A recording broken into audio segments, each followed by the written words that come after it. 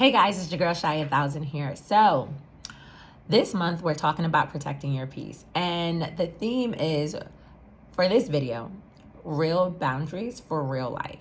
And so I have talked to you guys about resting and resting without guilt, right? And I want to just touch on this a little bit more as it relates to boundaries. So boundaries are how you communicate with other people, what is important to you, and the fact that you matter. I like to think of them as your personal rules of conduct and North Star.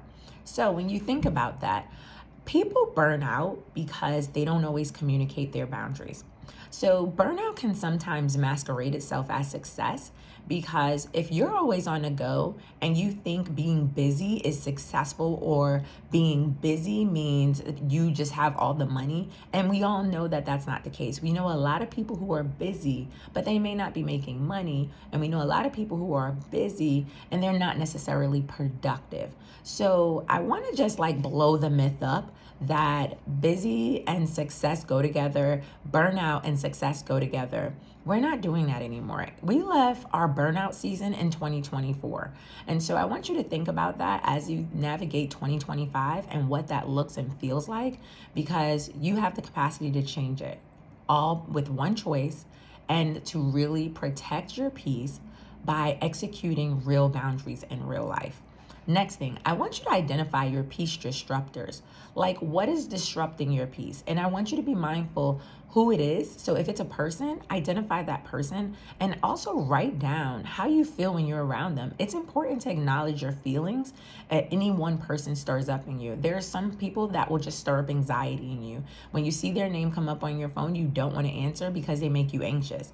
Then there are other people who, when you get around them, your central nervous system just is so calm. You feel like your best self, and you can actually breathe when you're around them.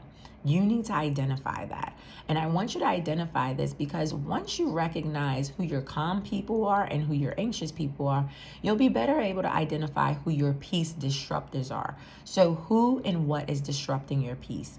Make a note of that, and then try and steer clear of those things, because we are protecting our peace at all costs and however possible in this season of 2025, okay, and beyond. So the next thing is, I want you to be mindful that simple boundary phrases you can use today.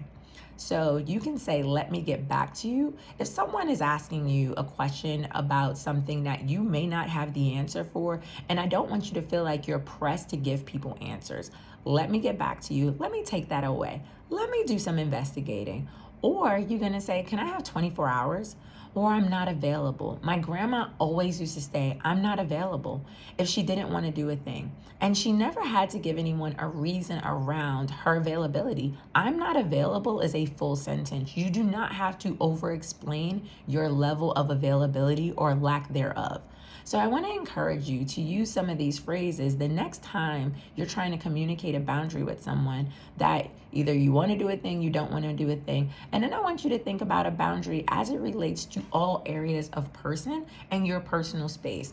You can tell people you don't want them in your personal space. You can communicate that, hey, I would appreciate it if you step back. And so that's you protecting your personal space.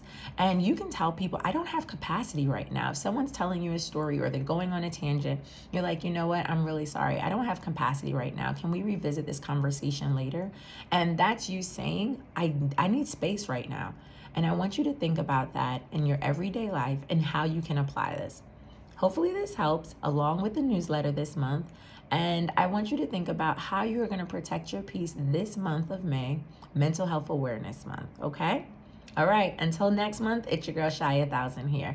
I'll see you guys next month. I want you to keep thriving and living your absolute best life and applying these strategies so that you can have your biggest, best thriving season yet. All right, guys, see you later.